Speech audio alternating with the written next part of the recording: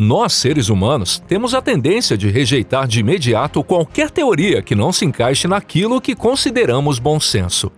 Por exemplo, no século XVI, as pessoas simplesmente se recusavam a acreditar na ideia de Nicolau Copérnico de que era a Terra que girava em torno do Sol, e não o contrário. Hoje em dia, até uma criança pequena sabe disso. Mas na época, Copérnico foi alvo de olhares carregados de desprezo e deboche. Da mesma forma, nos tempos atuais, quase todo mundo que se considera racional ri da chamada teoria da Terra Oca. Tá, mas isso aí não tem nada a ver, talvez você diga agora. Copérnico fazia ciência de verdade. Já essa história de Terra Oca é pura teoria da conspiração. E sim, você está absolutamente certo. Mas por incrível que pareça, poucas pessoas conseguem apresentar argumentos sólidos contra a teoria da Terra Oca. E para conseguir refutá-la é essencial entender quando ela surgiu, por que apareceu e, principalmente, porque ainda hoje continua tendo tantos seguidores.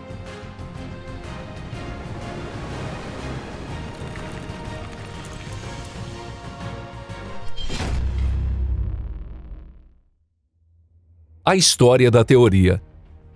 A hipótese da Terra Oca tem raízes muito antigas. Sua história se estende por vários séculos. As religiões antigas costumavam imaginar que no interior da Terra existia um mundo separado, habitado por incontáveis pecadores. Os gregos antigos, por exemplo, visualizavam o submundo de Hades, onde as almas dos mortos precisavam pagar uma taxa ao barqueiro Caronte para atravessar o rio Estige. E claro que os romancistas também não perderam a chance de explorar o tema da Terra Oca em suas obras. É impossível não lembrar do clássico de Júlio Verne, Viagem ao Centro da Terra.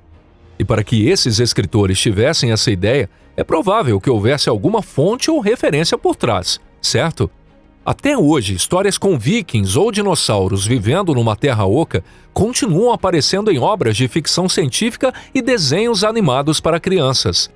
A ideia é tão persistente que quando escavaram o superpoço da Península de Kola e alguém espalhou que vozes do inferno teriam sido ouvidas a 10 quilômetros de profundidade, muitos logo associaram isso à Terra Oca. Curiosamente, essa história foi amplamente divulgada por tabloides e revistas de pseudociência. Mesmo sem que ninguém jamais tenha ouvido a tal gravação, muitos leitores ainda acreditam nas vozes do inferno.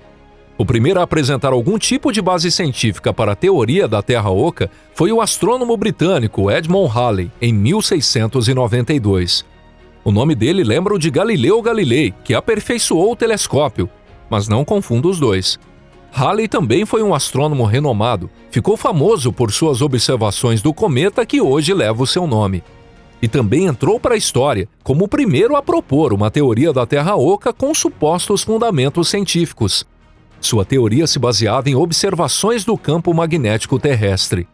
Halley acreditava que o movimento dos polos magnéticos era causado por 3 camadas internas da Terra, cada um com seus próprios polos, gerando juntos o campo magnético.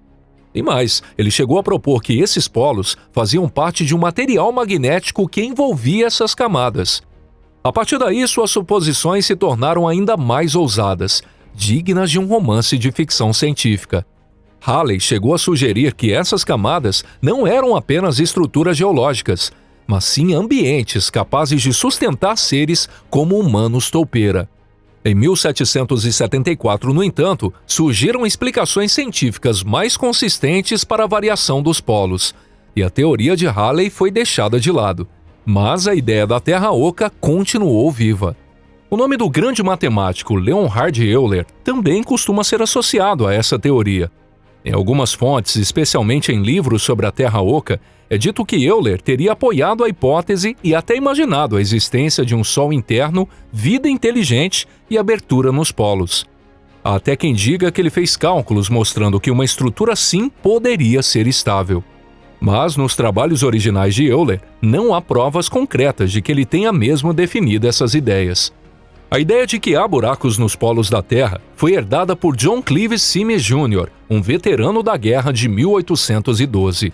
Com aquele entusiasmo tipicamente americano, ele começou a divulgar a teoria por meio de artigos e palestras públicas.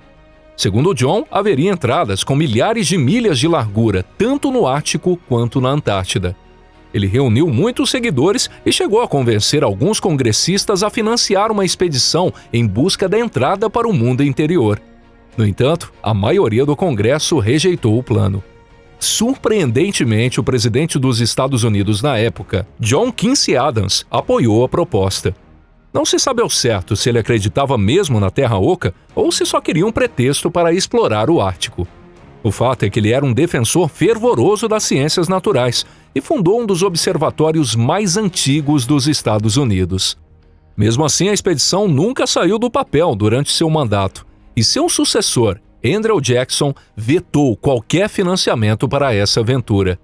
Entre os defensores modernos da teoria, não dá para deixar de mencionar Rodney M. Clough, autor do livro World Top Secret: Our Earth is Hollow, publicado em 2014. Clough ficou fascinado pela ideia aos 16 anos e desde então passou a buscar evidências da existência da Terra Oca. Segundo ele, encontrou provas suficientes para encher um livro inteiro. Em sua obra, ele apresenta imagens de satélite com supostas aberturas nos polos, gráficos de auroras e análises sísmicas como evidências da teoria. Curiosamente, ele também associou as auroras aos ventos solares, que escapariam do Sol interno pelas aberturas polares. Mas Clough não parou por aí. Ele ligou sua teoria à lenda das 10 tribos perdidas de Israel, dizendo que elas teriam migrado da superfície para o interior da Terra. E para deixar tudo ainda mais curioso, ele povoou o mundo subterrâneo com vikings, que um dia conquistaram a Groenlândia, refugiados alemães da Segunda Guerra Mundial e até inuits. E quem acha que ele ficou só nos livros está muito enganado. Em 2003, antes mesmo da publicação, Clough e seu parceiro Steve Curry planejaram uma expedição chamada Voyage toward Hollow Earth.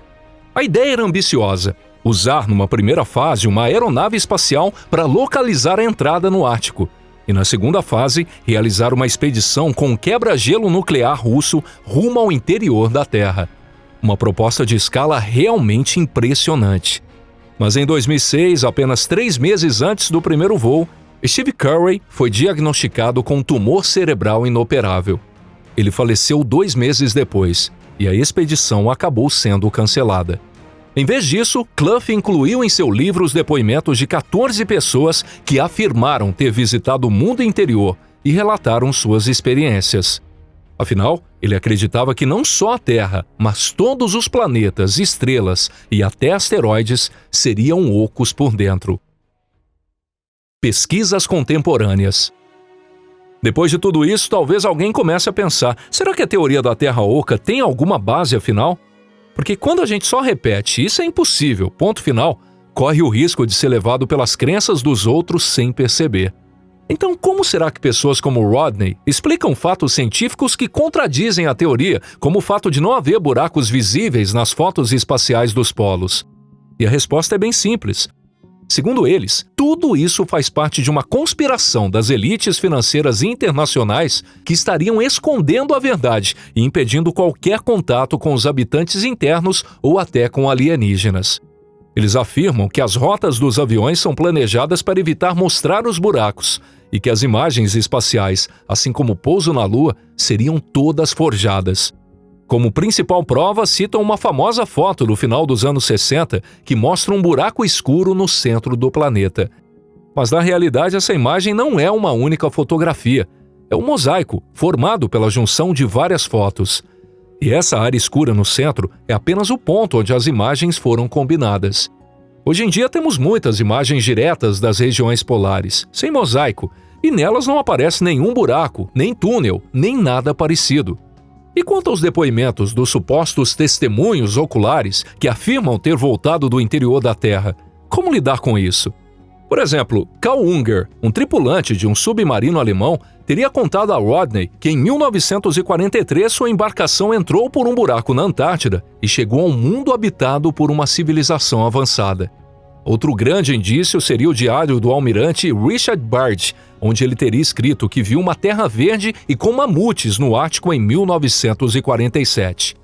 O fato de que Byrd estava na Antártida e não no Ártico nesse ano aparentemente não incomoda Rodney nem um pouco. Ártico, Antártida, para ele, esses detalhes técnicos pouco importam. O que importa é que era um almirante de verdade. Mas deixando de lado buracos nos polos e esses supostos relatos, vamos focar por um momento no que a ciência moderna realmente descobriu.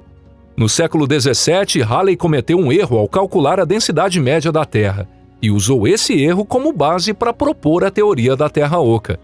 Hoje sabemos que a densidade média da Terra é de 5,5 gramas por centímetro cúbico. Isso quer dizer que se a crosta terrestre tem a densidade média de 2,6, o manto e o núcleo devem ser muito mais densos, ou seja, não há espaço algum para cavidades internas. Como dá para ver, a teoria da Terra Oca não resiste nem mesmo à física básica. E além disso, a ciência moderna já reuniu uma grande quantidade de dados por meio de satélites que medem a gravidade e da análise de ondas sísmicas que atravessam o interior do planeta. Esses estudos nos permitem distinguir entre a crosta, o manto superior, o manto inferior, o núcleo externo e o núcleo interno da Terra. E nenhuma dessas pesquisas jamais encontrou qualquer vestígio de cavidades.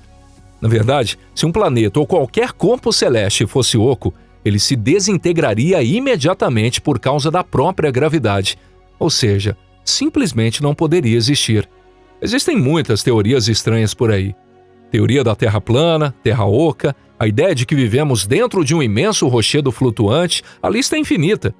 Até mesmo grandes mentes como Halley já propuseram teorias ousadas.